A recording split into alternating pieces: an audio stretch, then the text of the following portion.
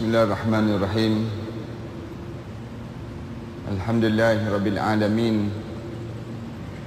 Wassalatu wassalamu ala asyrafil anbiya'i wal mursalin wa ala alihi wa sahbihi ajma'in. Subhanaka la ilma lana illa ma 'allamtana innaka antal alimul hakim.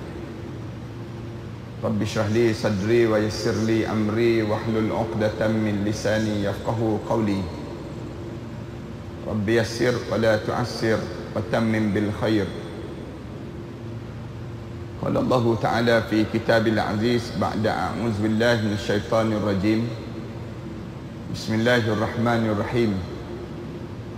Hatta idza jaa ahadahumul maut qala rabbi irji'un la'alli a'malu salihan fima tarak kalla innaha kalimatun huwa qailuha wa min waraihim barzakhun ila yaumi yub'asun. Sehingga ketika mana sampainya saat kematian pada seseorang, ataupun sehinggakan jenazahnya diturunkan ke barzakh, lalu kebanyakan mulut masing-masing menyebut qala rabbirji'un, wahai Tuhanku, bagilah peluang untuk aku hidup kembali. Tujuan apa nak hidup kembali? Tujuannya la'alli a'malu salihan fima tarakt, aku ingin melakukan amal soleh yang telah aku tertinggal sewaktu mana aku hidup dahulu.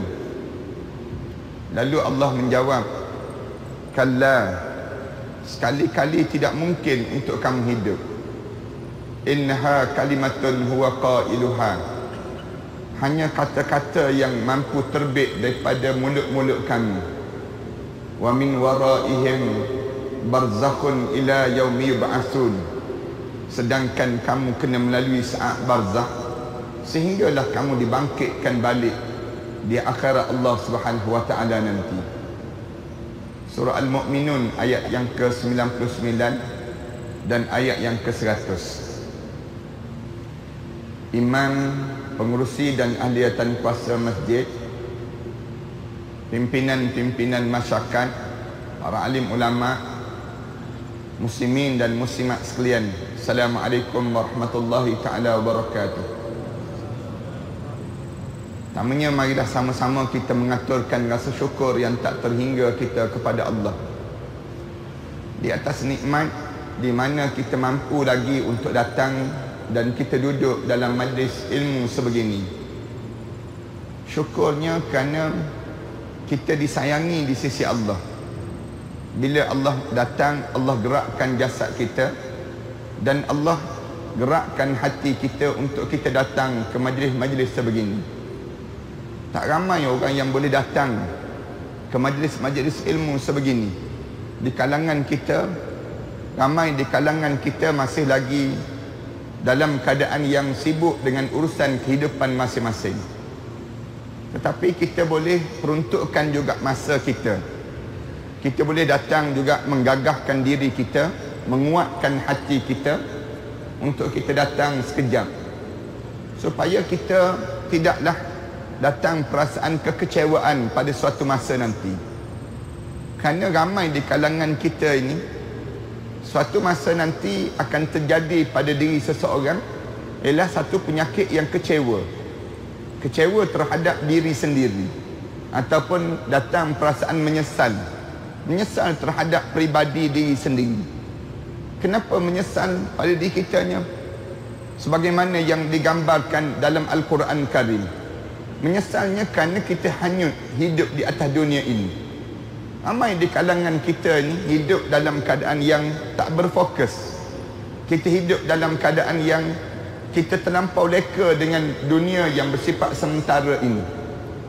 Lalu kita terbuai-buai. Islam ajar pada diri kita ni jangan hidup sampai peringkat demikian, jangan. Bila kita hidup di atas dunia ini, kita jangan dilekakan dengan harta benda kita, jangan.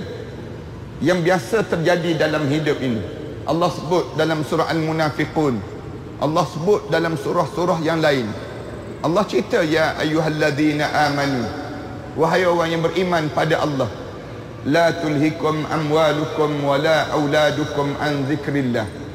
Wahai orang yang beriman pada Allah, kamu jangan, dalam hidup kamu jangan kamu direkakan dalam hidup kamu dengan harta benda kamu dan anak pinak kamu daripada mengasihi Allah. Allah ajar pada kita demikian. Dalam ayat yang lain Allah ajar, wal tanzur nafsum ma qaddamat lighad. Allah ajar, wahai orang yang beriman pada Allah, ya ayyuhalladzina amanu, wahai orang yang beriman pada Allah, cuba kamu pandang bekalan apa yang kamu nak bawa bila kamu jumpa depan Allah besok hari. Wal tanzur nafsun ma qaddamat lighad. Cuba kamu tengok benda apa yang kamu nak bawa dalam hidup kamu. Wattaqullah. Allah ajar pada kita ni, hidup ini kamu kena sentiasa dalam pengawasan dengan Allah. Hidup kamu ni jangan kamu hanyut dan hanyut. Para hadirin sekalian, kalau kita perhati dalam Al-Quran Karim, Allah cerita kebanyakan di kalangan kita ni datang perasaan penyesalan ini bertubi-tubi. Bertubi-tubi kita datang menyesal perasaan pada diri kita. Dalam Al-Quran Allah cerita ada lebih kurang 5 kali kita rasa menyesal. Paling-paling tidak penyesalan ini datang sebanyak 5 kali. Di kalangan kitanya, kalau sekiranya kita tak betul-betul fokus dalam hidup kita di atas dunia ini. Kali pertama kita akan mula menyesal bila kita mula mata kita mula nampak malaikat maut berdiri di hadapan muka kita. Datang perasaan menyesal. Ramai di kalangan kita ni lebur keegoan diri. Di saat tersebut dia dah mula rasa dalam keadaan yang dia rasa timbul penyesalan. Tengok dia malaikat maut. Allah cerita bila seorang itu melihat malaikat maut, mulut masing-masing sebut, laula akhartani ila ajalin qarib. Malaikat, boleh tak bagi tahu pada Allah, tangguh dulu sekejap, jangan bagi mati lagi. Jangan mati lagi malaikat. Tujuan apa dia? Nak suruh jangan bagi mati. Fa as-saddaqa wa akum minas salihin. Aku nak bersedekah di jalan Allah dan aku nak menjadi hamba Allah yang saleh. Kenapa baru di waktu itu? Baru di saat tersebut baru nak menyesal? Kerana kita ni terlampau leka. Hidup kita ni terlampau hanyut. Hanyut. Ramai di kalangan kita ni tak tahu sebenarnya kita ni tunggu apa dalam hidup. Ramai di kalangan kita ni habis satu masa. Habis berlalu saat dalam hidup kita ni begitu, dan kita berlalu begitu saja tanpa kita menyediakan satu benda yang patut kita bawa, yang kita mesti ada untuk kita nak bawa menghadap di hadapan Allah. Allah dia pesan banyak kali dalam bab ini, sehingga kan Allah bersumpah dengan masa. Wal asr innal insana lafi khusr. Demi masa, manusia ni semua dalam keadaan kerugian. Allah cerita benda demikian. Allah nak suruh kamu ni kena ingat dalam hidup kamu, masa-masa ni satu modal dalam perjalanan hidup kamu. Bila Allah kurniakan pada kita ni masa, maka kita kena manfaatkan masa kita ni dengan semangat manfaat yang betul. Jangan kita terbuai begitu saja, jangan. Allah sumpah bukan dengan kalimah yang disebut dengan wal as saja. Allah guna wadduha. Allah guna kalimah demikian. Allah guna kalimah wal fajr, demi waktu fajar. Allah bersumpah dengan masa ni berulang kali dalam Al-Quran kan. Tujuan apa nak suruh Allah sumpah dengan masa ni? Nak suruh kamu jangan menyesal. Bila menghadap depan Allah tak ada penyesalan. Kerana waktu mana nak menghadap depan Allah ni ada dua saja kelompok manusia. Satu kelompok manusia yang paling ramai di atas dunia ni, yang menghadap depan Allah, yang menyesal di hadapan Allah. Ni paling ramai.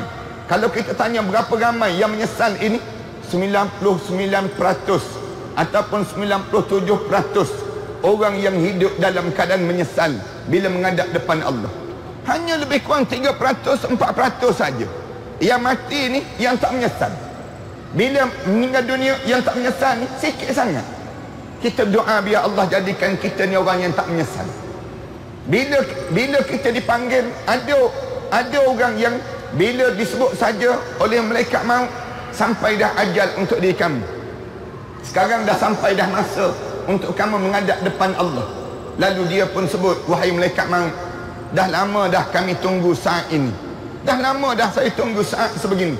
Selamat datang wahai malaikat maut, kerana saya sudah bersedia untuk menghadap depan Allah.